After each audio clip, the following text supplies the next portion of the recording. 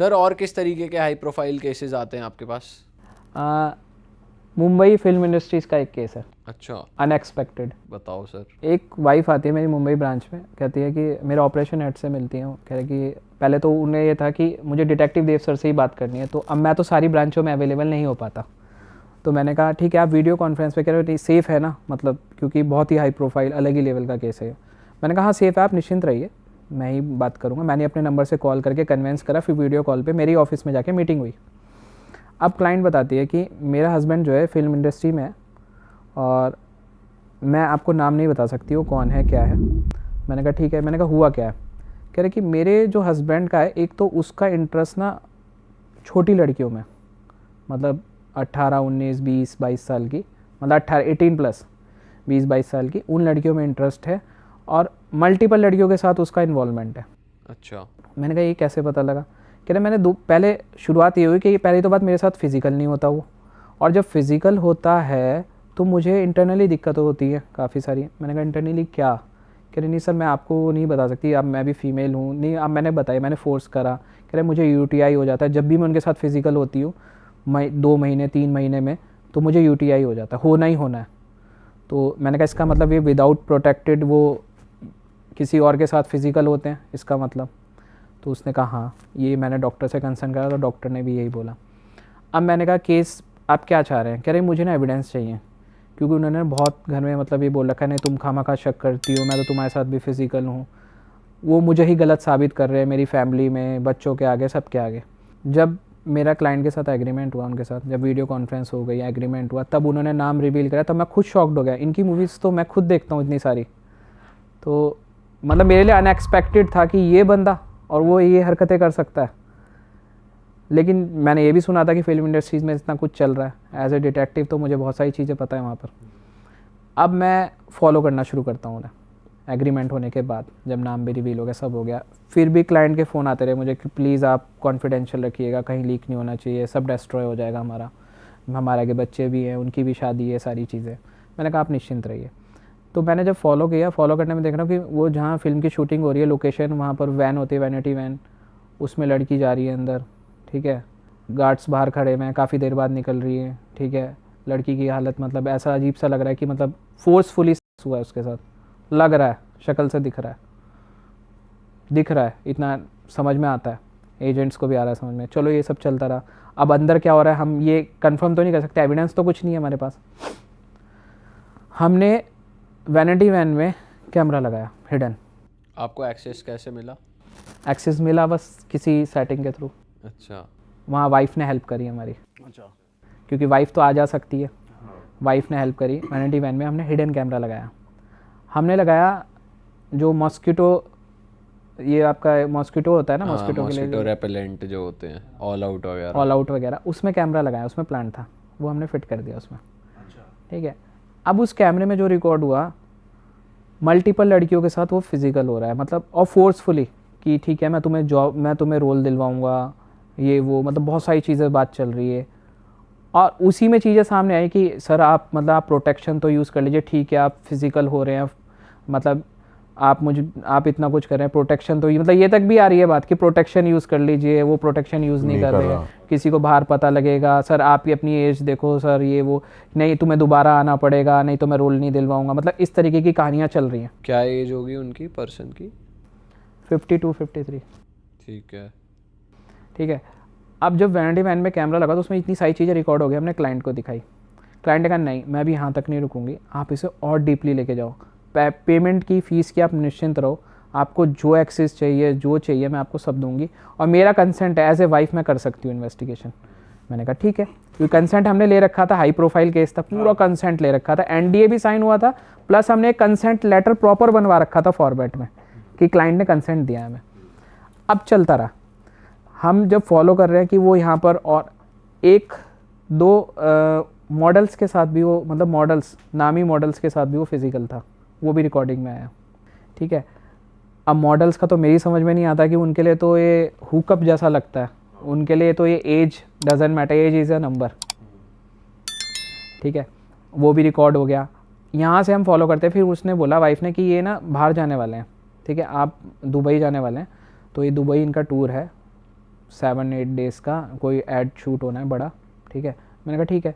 तो एजेंट वहाँ गया दुबई में, जहाँ पर जिस होटल में उसे रुकना था उस होटल में ऑलरेडी क्लाइंट की वाइफ ने बुकिंग सब करवा रखी थी, हमारी एजेंट्स की, हमारी भी, सबकी, ठीक है। हमने वहाँ पर भी इन्वेस्टिगेशन करी।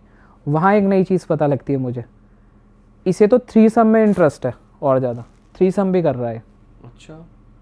अब वहाँ 3 लड़कियाँ जा रही है, अब वहाँ मुझे होटल में अंदर का एक्सेस नहीं मिल रहा रूम में। यहाँ तक चीज़ें वर्थ जा रही थी कि अंदर का एक्सेस मिल जाए, अंदर की वीडियोस आ जाए तो समझ में आ जाए।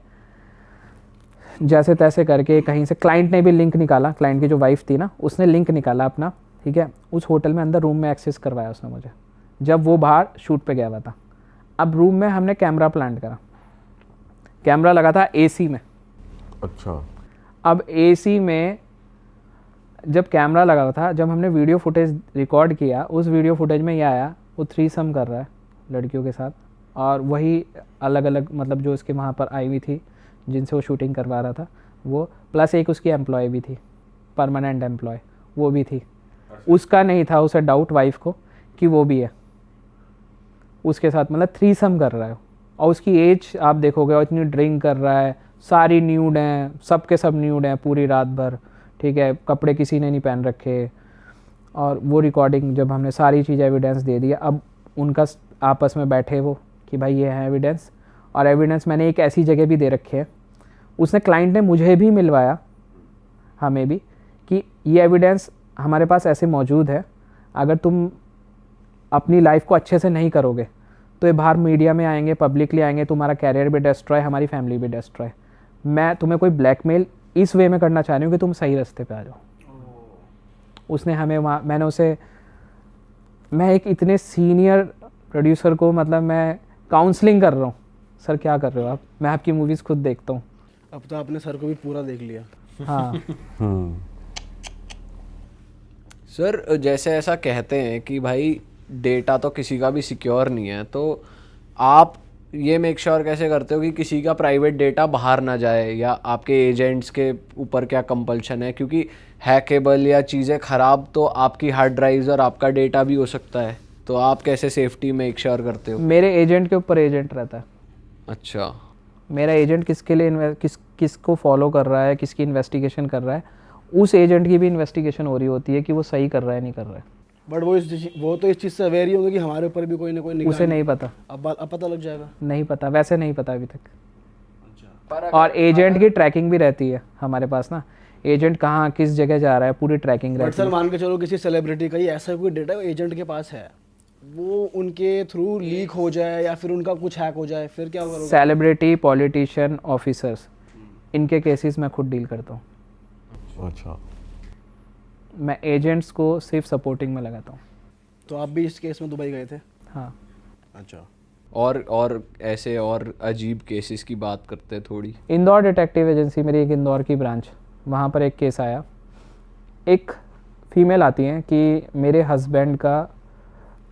हस्बैंड जो है मेरा आधार कार्ड यूज़ कर रहा है अपनी सिस्टर की डिलीवरी करवाने के लिए। मैंने कहा ठीक है। मैंने कहा तो इसमें क्या मतलब, क्यों, मतलब क्या सस्पिशियस है, मुझे ये बताओ ज़रा, थोड़ा समझाओ। ये एक्चुअली क्या था, मैं इंदौर ब्रांच में अवेलेबल नहीं था, तो ये वीडियो कॉन्फ्रेंस पे मीटिंग चल रही थी क्लाइंट से। क्लाइंट मेरे इंदौर ऑफिस में गया था, तो वीडियो कॉल पे कॉन्फ्रेंस चल रही थी।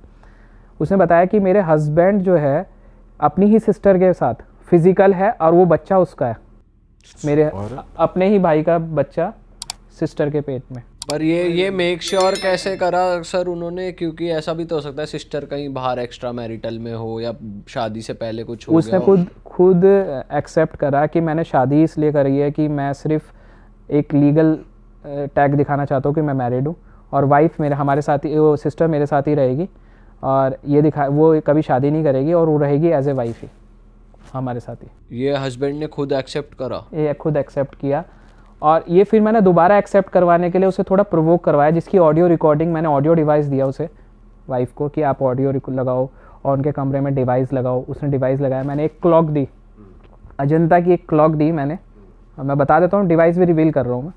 अजंता की एक क्लॉक दी, उस क्लॉक में कैमरा लगा हुआ था, वाईफाई कैमरा, तो प्रॉपर कोई भी कहेगा नॉर्मल सी क्लॉक है। वो पूरा वीडियो रिकॉर्ड कर रहा था, मतलब वो प्रेग्नेंट है फिर भी वो स्मूच कर रहा है अपनी सिस्टर को, ब्रदर, ठीक है, उसके फुटेज तक आए हैं। ये क्या सीन है रियल भाई बहन में? चल रहा है ये। फिर इसका कंक्लूजन इसके बाद पूरा ये एविडेंस लगे, मेरी रिपोर्ट लगी, कोर्ट में गया केस, ये कंफर्म हुआ कि आप उसने वाइफ ने ये डिमांड करी कि जो ये प्रेग्नेंट है इसकी डीएनए हो उसका। तो उन्होंने डीएनए की जांच करवाई, पूरा डीएनए की रिपोर्ट आई, कंफर्म हो गया कि हाँ उसी का ही है, ब्रदर का ही। क्या साइको है।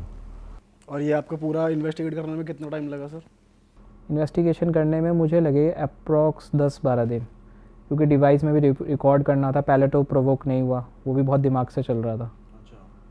वो भी बहुत दिमाग से चल रहा था। प्रोवोक करते हुए वो जो आप कॉल रिकॉर्डिंग सुनते हो, जो वॉइस रिकॉर्डिंग सुनते हो, उनमें क्या क्या बातें हुई, क्या बताया उन्होंने, क्या? वो बोल रहे थे कि तुझे तो ऐसे ही रहना पड़ेगा मेरे साथ में, मैं तो अब जैसे मैं चाहूँगा तुझे वैसे ही रखूँगा। अपनी बीवी से कह रहा था? हाँ, अपनी बीवी से कहता मैं तुझे जैसे चाहूँगा वैसे ही रखूँगा, तुझे ऐसे ही रहना, और रहना है तो रह, नहीं तो तू जा सकती है, तू मेरा कुछ नहीं कर मैं अपनी पाएगी। बहन के साथ ही रहूँगा, उसको एज अ वाइफ। हाँ, मतलब एक तरीके का, मतलब वेस्टर्न कल्चर में भी इस लेवल का नहीं होता। हाँ सर इसमें वेस्ट और ईस्ट नहीं है, ये तो इंसानी हैवानियत की वाली बात कर रहे हैं। तो मतलब सगी बहन के साथ क्या करो, बहन भी इन्वॉल्व हो रही है पूरी, बहन की भी उतनी गलती इतनी भाई की गलती है। अरे वाह, आपने ये वीडियो यहाँ तक देख ली भाई, तुमने हमारी मेहनत सफल कर दिया, तुम ही लोग हो असली रियल हिट। और अगर आपको बहुत मज़ा आ रहा है ऐसी क्लिप्स में, ऐसी वीडियोस में, तो फटाफट जाइए प्लेलिस्ट पे बिंज वॉच कीजिए और सारी वीडियोस देख डालो और मौज काटो। That is it. हम मिलेंगे नए पॉडकास्ट में, नए क्लिप में। Till then bye bye, see you, take care, do subscribe.